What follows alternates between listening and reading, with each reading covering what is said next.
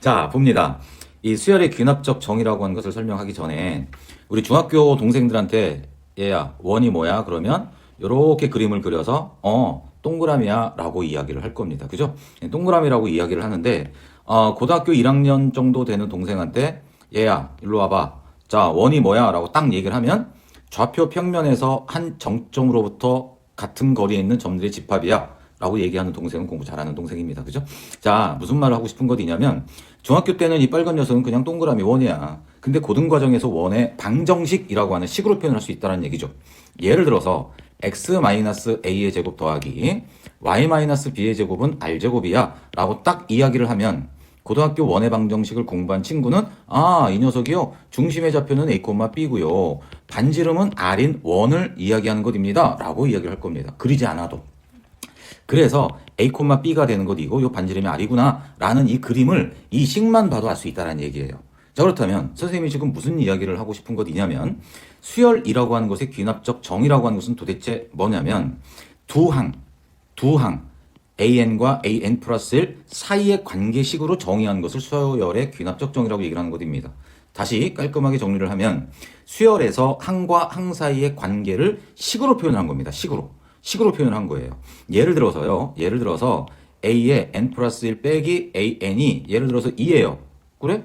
그래서 뭐? 얘가 과연 관계식이거든요. 그리고 초항이 예를 들어서 1이라고 놔볼게요. 그래요? 그래서요? 그럼 얘를 딱 본 순간 느낌이 팍 오셔야 됩니다. 느낌이 오십니까? 뭐예요? N에다 2를 대입해줬더니 여기다 1 대입했더니 A2 빼기 A1이 바로 뭐가 된다는 얘기? 2가 된다는 얘기야. N에다 2를 대입했더니 A3 빼기 A2 요 녀석에다가 N에다가 2를 대입을 한 것입니다. 그럼 얘도 2가 되는 거예요. 그럼 계속 다 2가 되네? 이제 느낌이 옵니다. 얘가 바로 뭐가 된다라는 거? 공차라는 거. 그럼 초항이 나와 있고 공차를 우리가 식으로 표현할 수 있는 거 식으로. 그렇다면 이 녀석은 1에다가 3에다가 5에다가 7로 이렇게 쭉 전개해 나가는 바로 등차 수열을 이야기하는 것이구나 라는 걸 알 수 있습니다. 얘를 딱 본 순간 얘는 원의 방정식 원이구나 라는 걸 알 수 있는 것처럼 원을 보지 않아도 이 식만 봐도 얘는 등차 수열이야 라고 얘기할 수 있다는 얘기예요. 자, 그렇다면 이렇게 보세요. 방금 선생님이 말씀드린 AN 플러스 1에서 A는 뺀기 D다 등차 수열입니다. 자, AN 이 양식에서 이렇게 만든 거. 그럼 공차가 D 등차 수열. 맞아요. 자, 그리고요. 얘는요. 이제는 이 정도는요. 우리 그동안 공부 열심히 했기 때문에 공비가 아닌 등비 수열을 알 수 있어요. 그리고 얘는요. 양변 2로 나눠주면 되잖아요. 그렇죠? 아니면 가운데 녀석의 두 배가 양 사이드 합과 같다. 바로 등차 중항을 얘기하는 것입니다. 그게 등차 수열. 자, 얘는요. 등비 중항, 등비 수열. 그래서 여기에 나와 있는 이런 식만 딱 보고서도 얘는 등차야, 등비야 라는 걸 알 수 있겠죠. 그래서 이게 뭐냐면 수열의 귀납적 정의라고 이야기할 수 있다. 이 얘기입니다.